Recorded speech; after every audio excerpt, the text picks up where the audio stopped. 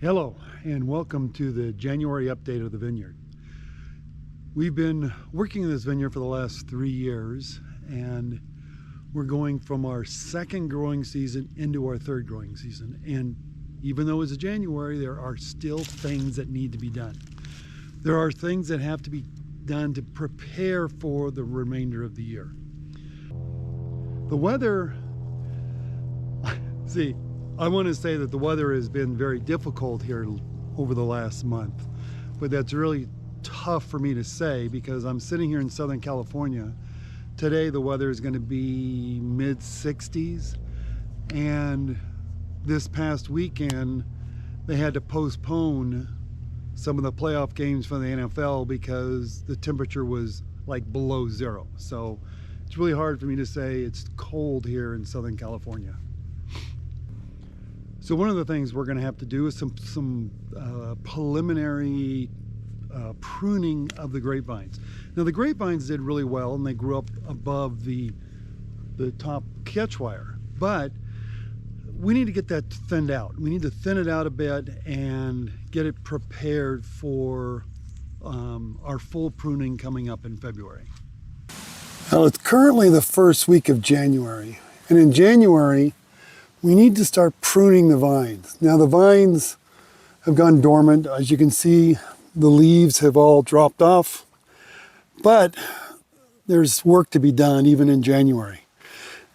What we do is we start trimming these canes back to make it easier to trim them in February. So take a look at these vines here. You'll notice that the vines are way up above the top catch wire.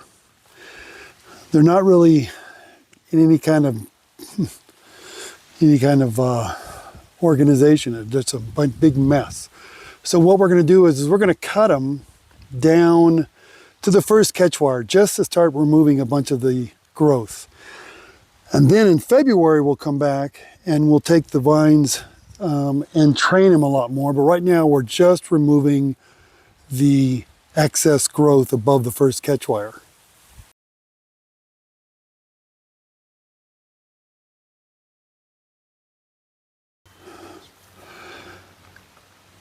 We're starting our third year of growth.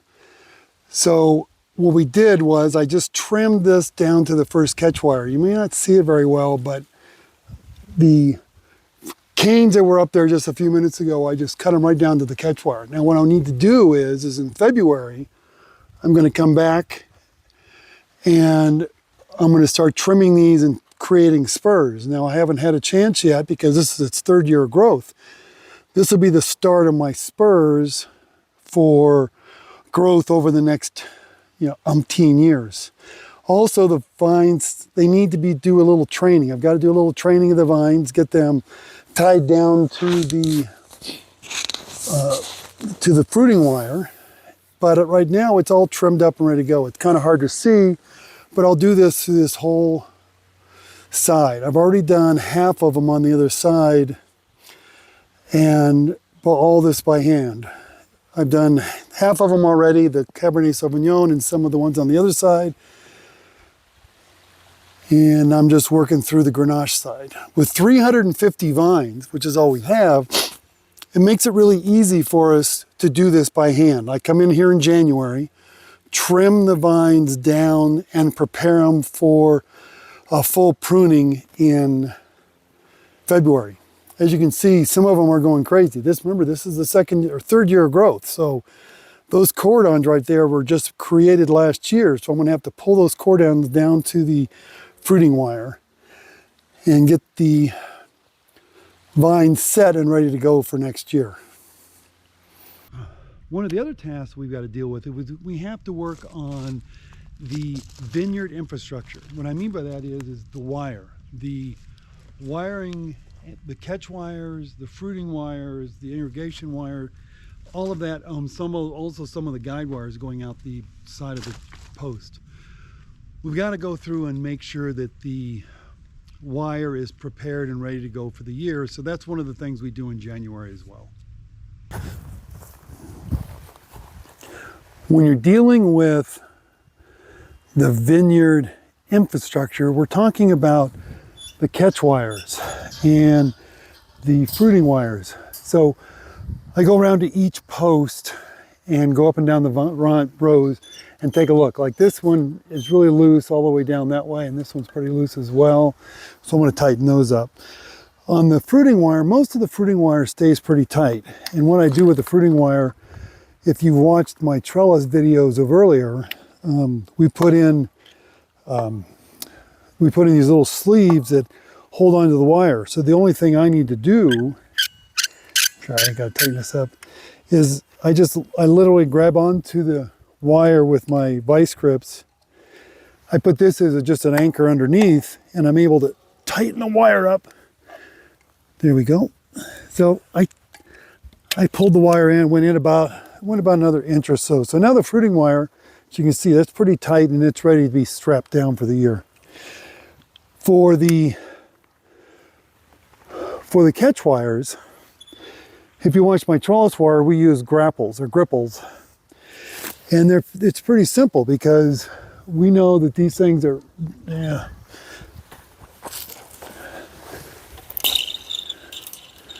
some of these tendrils get tied up onto them and it makes it really difficult to get onto them.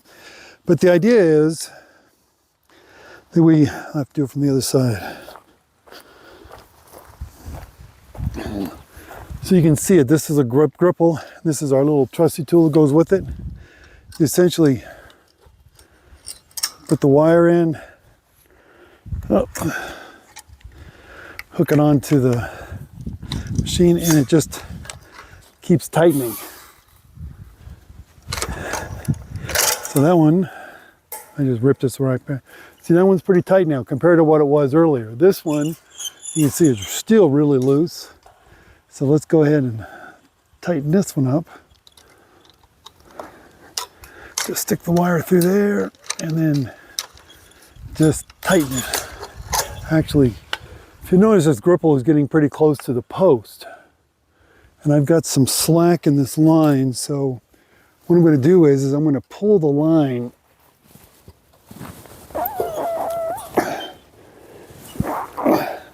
come on, baby. Well, I didn't want to move very much. I think it's because it's tightened up down there. I think it's hooked up on a, no, we're fine. But see how much slack is in this line? And this one? These two up here as well. So let's go ahead and tighten this one up again. And they get loose just from the normal wear and tear, heat, the weight of the vines on them, and it doesn't take much. Okay, now see that? Nice and tight all the way across. So I've got this one, I've got this one. I usually leave a little extra wire and I just wrap it around so it gets out of the way. But see how easy it is? It's because when I did 2 years ago, when I put this trellis wire in, I put it in using these tools with galvanized wire. So now my post, everything looks good right there. This last one, this has really got a lot of slack in it up there. Let me just stick it right in there. Come on, baby, get in the machine. Yep. I'm gonna try to move this one as well. Whoops. See if it actually works. What I'm trying to do is I'm trying to get this gripple away from the post. If I keep moving it, pretty soon I'll not be able to get to it. So if I take a pair of pliers and I go, yeah, I moved it a couple inches anyway. Now, put it up there. This thing's really slack on the other. It's going to take a lot to take this one in. Oh, come on, get on the machine.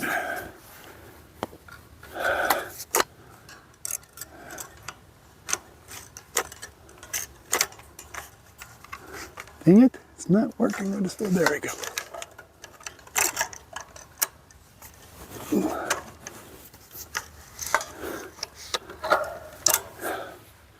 Okay, there we go.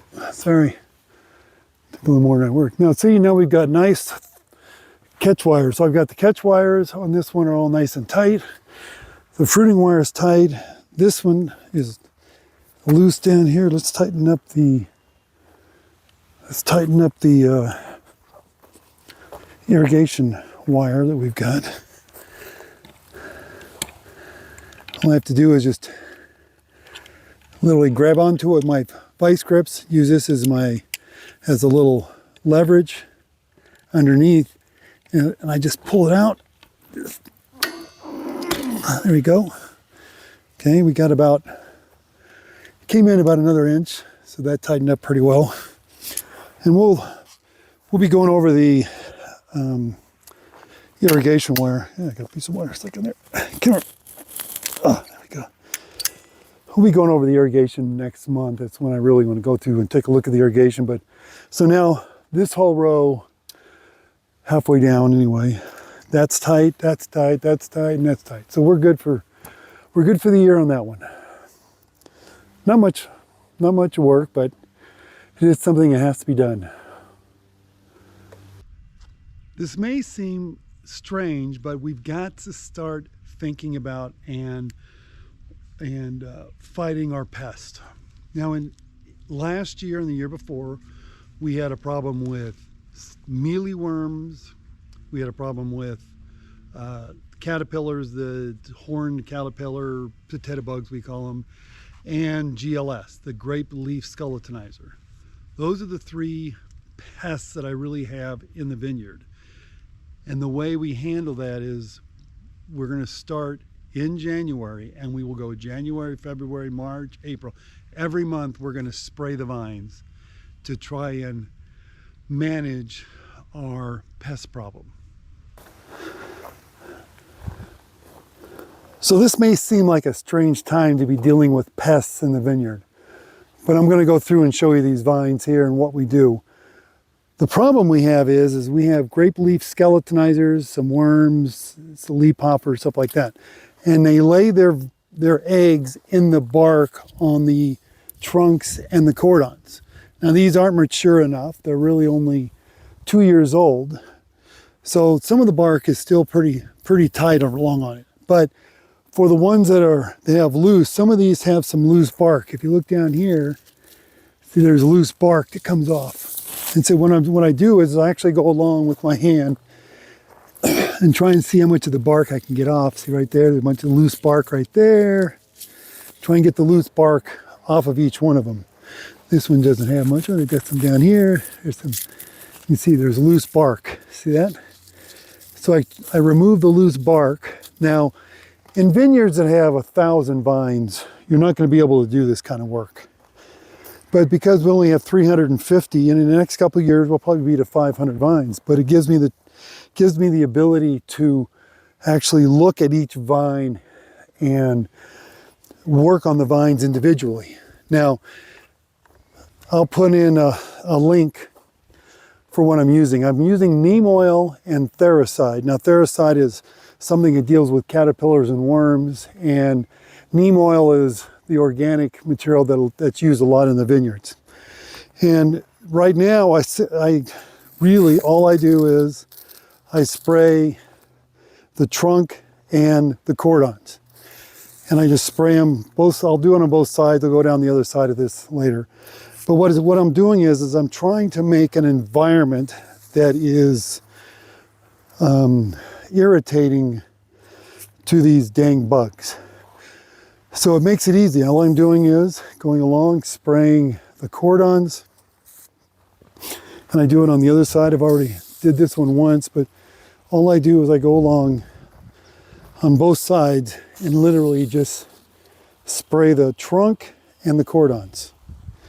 And by doing this, when they come to lay their eggs, it's not a optimal environment for them, is the best way to put it. I'm just trying to make it very irritating for the moths when they come in to lay their eggs. So that's it. That's simply it. I'll go around to all 350 of my vines today, hit them all with a little bit of Thericide. Now it's the neem oil. This particular sprayer I use, it gets real oily and gets damaged, so I only use a 2-gallon sprayer. So I'm putting in 1 ounce of neem oil for each gallon. So I'm putting 2 ounces of neem oil, and then I put in an ounce of Thericide per gallon as well. So that's 2 ounces in there. So by doing that, it gives me the ability to spray, to keep the bugs out, to keep out those grape leaf skeletonizers and the mealyworms and the mealybugs and the potato worms. So that's what we do in January. If you've been following along with our video series, you'll know that we're located here in Southern California in a very warm climate. So a lot of the tasks that we will be doing throughout the year are not tasks that you probably do in a cold weather climate. This is more for our warm weather climates here in Southern California. And yes, I know it's January in Southern California, and we don't have the weather that they have back east, so the tasks that we are required to do during the months are a little different in a warm weather climate as opposed to being in the east where you have cold weather climates. You can look at the link below, and there is a monthly update of what we will be doing every month of the calendar year, and that'll be updated as we go along, but it's updated and you can take a look at the link down below. Please join us, click subscribe. We love having you join us on these. We'll be updating this each month, and we will see you next time. Again, this is Jeff, and we're out of here. With the cold weather we've had, it's been a little difficult when it only gets up to 50 degrees during the day for my big guys to come out. Take a look. Here is Garfunkel. You can see him down there. Garfunkel has been hiding out in his little house. He's got a heater in here, but it's been too cold for my 170-pound tortoise to come out and hang out in the cold weather. But we're gonna be getting 65-degree weather for the next week, so they should be coming out and soaking in the sun.